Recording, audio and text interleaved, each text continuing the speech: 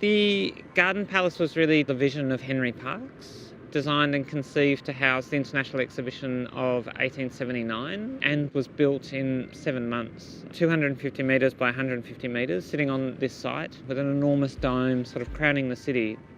So the building was essentially an exhibition space. It was really a way of welcoming the world to Australia. So after that 1 year of the International Exhibition, Sydney decides quite quickly that in fact it'll become kind of the first sort of museum, the first gallery, and the first concert hall.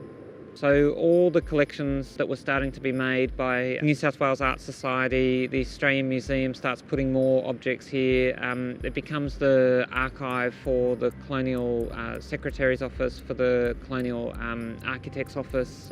All the records for the colony starts to be deposited in this building. And on the 22nd of September 1882, the building in fact catches fire and we lose that entire collection.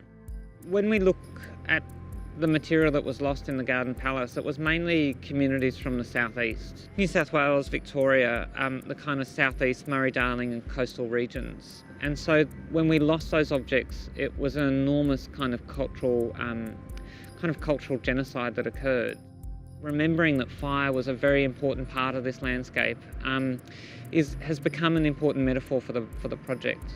And so in some ways it was to sort of also think about what these collections were and the fact that there was ancestral remains were destroyed here. And that is a really, that's a really difficult story to tell because, you know, Gadigal people didn't want everyone else's bones and ancestors put here to be destroyed.